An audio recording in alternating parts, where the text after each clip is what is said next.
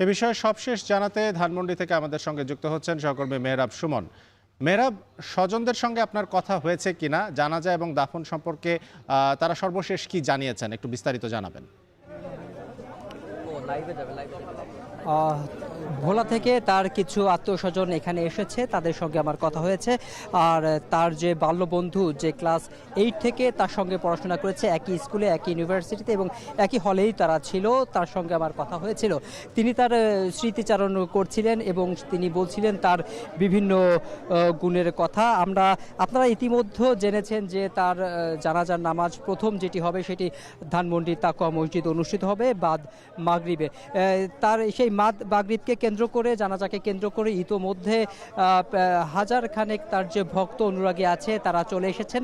এখন জনসাধারণের জন্য তার যে মরদেহ সেটি এখন উন্মুক্ত করা হচ্ছে। আপনারা দেখতে পাচ্ছেন যে উৎসুক যে তার ভক্ত অনুরাগীরা আছেন, তারা এখন তার যে মরদেহ সেটি দেখার চেষ্টা করছেন। আমরা তার স্বজনের সঙ্গে যখন কথা বলেছিলাম, তারা জানিয়েছিল যে মাগরিব শেষে তাকে আবার, জানাজা শেষে তাকে আবারও রাজধানীর যে স্কয়ার হসপিটালে আছে সেখানে হিমঘরে রাখা হবে এবং আগামীকাল হেলিকপ্টার যোগে তাকে তার গ্রামের বাড়ি ভোলাতে নিয়ে যাওয়া হবে এবং সেখানে জানাজা শেষে তার মায়ের পাশেই তাকে কবর দেওয়া হবে বলে তার স্বজন আমাদের জানিয়েছেন।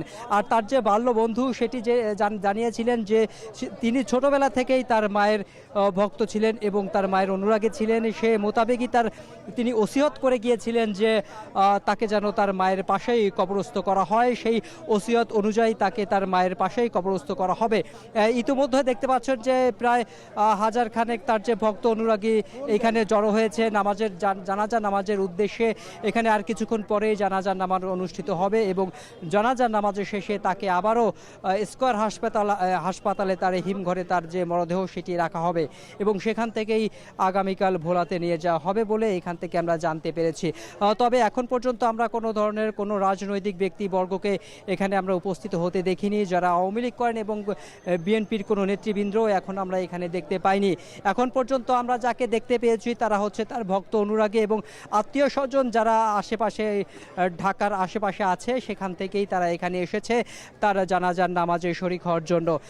এখন আপনারা দেখেছেন যে তার যে মরদেহ সেটি উন্মুক্ত করে দেওয়া হয়েছে, যারা এক নজর যেন তার ভক্ত অনুরাগীরা তাকে দেখতে পারে, তার প্রবীণ যারা বন্ধু আছে তারা যেন দেখতে পারে, তার যারা শুভাকাঙ্ক্ষী আছে তারা যেন দেখতে পারে, এর জন্য তার মরদেহটা উন্মুক্ত করা হয়েছে।